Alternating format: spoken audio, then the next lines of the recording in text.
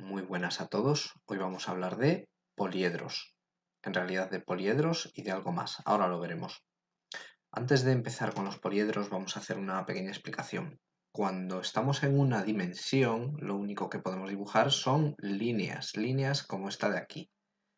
Cuando estamos en dos dimensiones, podemos dibujar una línea en una dimensión, otra línea en la otra, y formamos una superficie, como esto de aquí, que es una superficie dibujada en un plano.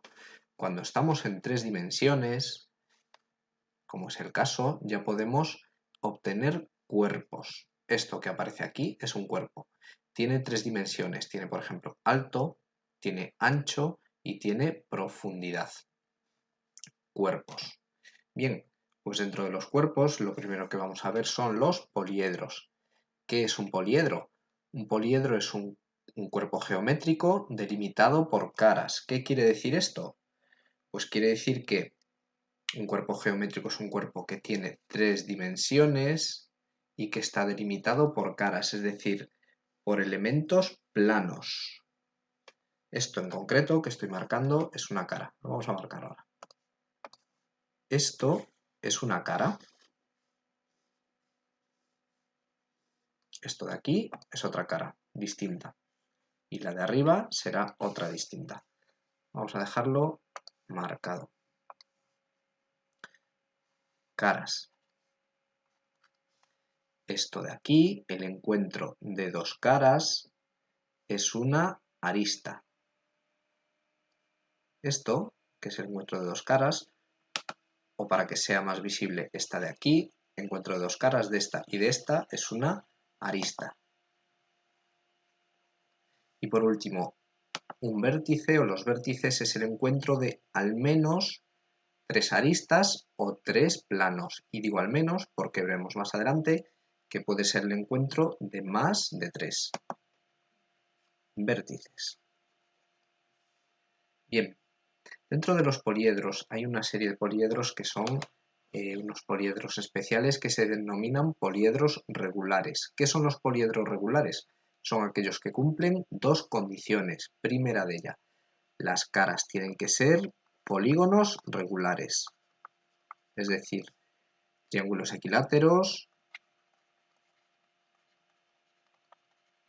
cuadrados, pentágonos, polígonos regulares. Y la segunda de ellas es que en los vértices tienen que concurren el mismo número de aristas.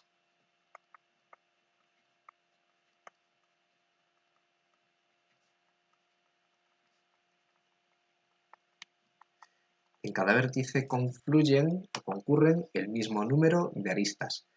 Si volvemos al caso anterior, veremos que en realidad confluyen el mismo número de aristas y de planos. Tres aristas, en este caso 1, 2 y 3 planos, ¿de acuerdo? Bien, pues existen 5 poliedros regulares, 5 y solo 5. Estos son los 5, primero, segundo, tercero, cuarto y quinto, y vamos a ver las características fundamentales de ellos. Este se llama tetraedro. Tetraedro, sus nombres provienen del griego. Tetraedro significa cuatro caras. Cuatro caras que, como recordamos, son polígonos regulares, en este caso son caras triangulares. Sus caras son triángulos equiláteros. Luego ya si echamos un vistazo, pues veremos que en cada uno de los vértices confluyen una, dos y tres aristas, o tres planos. 1, 2 y 3, perdón, 3 caras. Eso en cada uno de ellos. 1, 2, 3 aristas. 1, 2, 3 aristas y otras 3 aristas.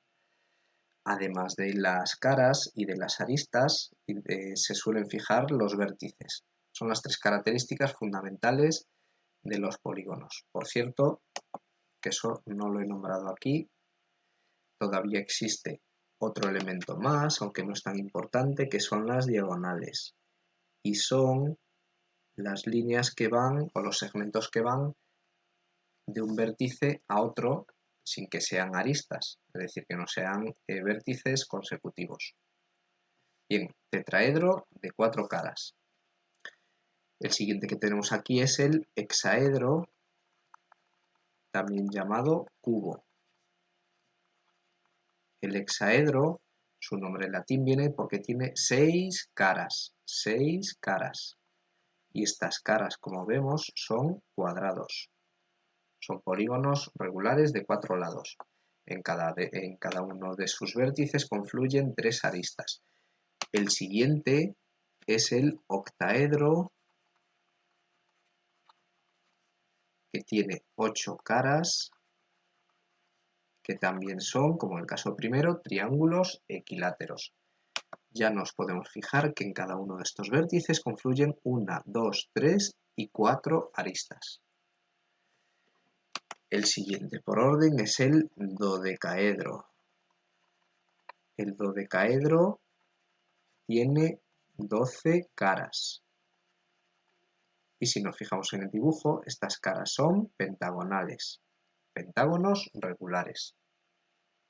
En cada vértice, 3 aristas. Y por último tenemos el icosaedro, que tiene nada más y nada menos que 20 caras.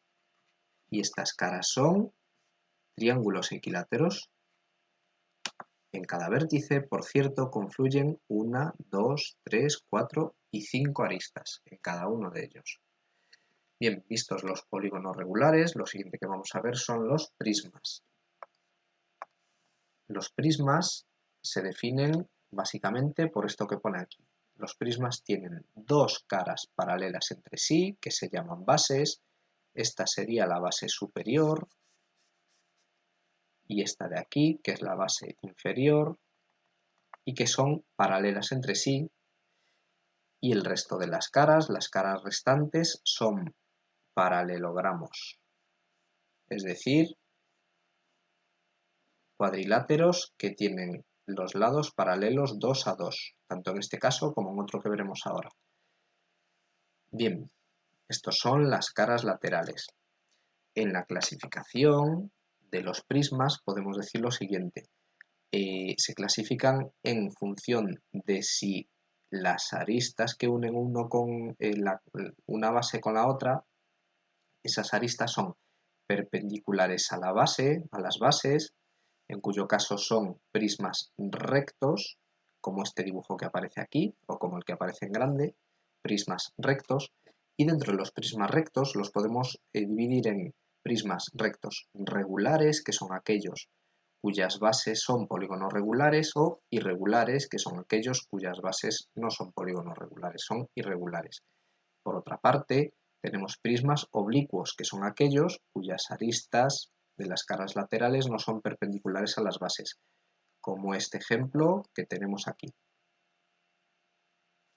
Visto esto, vamos a pasar a lo siguiente, que son las pirámides, que tienen bastante parecido con los prismas, con la diferencia, si lo queremos decir así, que el prisma tenía 2 bases, una inferior y otra superior, paralelas entre sí, y la pirámide tiene una sola base y en el otro lugar lo que tiene es un vértice. ¿Qué hace eso? Pues que, primero, que tenga una sola base, que es esta de aquí. Segundo, que en lugar de la otra base lo que tiene es un único vértice. Un único vértice unido a los de abajo. Bueno, tiene un vértice en el lado opuesto. Y por lo tanto, las caras laterales no van a ser paralelogramos, sino que van a ser triángulos. Van a ser caras triangulares. Todas tienen un vértice común, que es el que hemos descrito antes. Por otro lado, la clasificación de las pirámides es exactamente igual que la de los prismas. Primero, es muy importante, tanto en el prisma como en las pirámides, la altura, que es esto que tenemos aquí. Es la distancia desde la base hasta, en este caso, el vértice superior, en el caso de los prismas, de la cara superior. Pues bien, las pirámides rectas son aquellas en las que todos estos triángulos son triángulos equiláteros por una situación, y es que el vértice está exactamente sobre el centro de la base. Bien, pues dentro de las pirámides rectas las hay regulares, que son aquellas cuya base es un polígono regular, e irregulares, que son aquellas cuya base no es un polígono regular. Por otro lado tenemos pirámides oblicuas, que son aquellas que no son rectas. Vistas ya las pirámides, vamos a ir a otros elementos que son cuerpos, pero no son poliedros, son los cuerpos redondos. En estos vemos que, al contrario de los poliedros, no están formados por caras poligonales, sino que están formados por superficies curvas.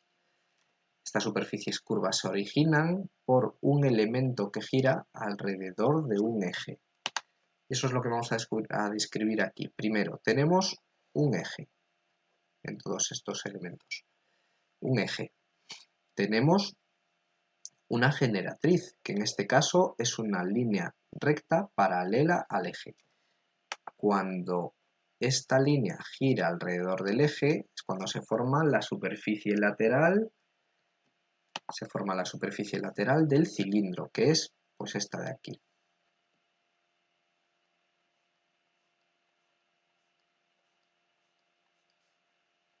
Esta superficie lateral de aquí, ¿de acuerdo?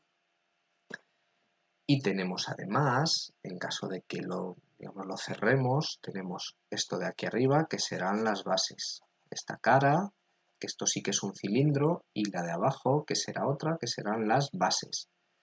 Las bases del cilindro. Parecido al cilindro es el cono. El cono es aquel en el que, en lugar de girar alrededor de nuestro eje una línea paralela al eje, lo gira una línea que parte del eje y que se separa de él. Esta es la generatriz nuestra. Tenemos además una base, que es esta base inferior. Tenemos un vértice, que es el elemento o es el punto de encuentro de la generatriz con el eje. Y tenemos además una superficie lateral, que en este caso será esta de aquí. Esta es la superficie lateral.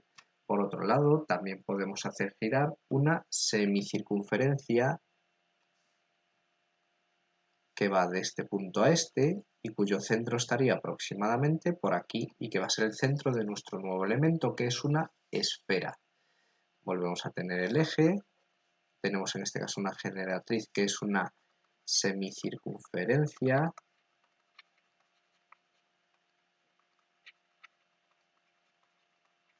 Y tenemos por último la superficie esférica, que es esta de aquí, esta superficie curva que se genera. Y hasta aquí terminamos por hoy. El próximo día veremos los volúmenes. Adiós.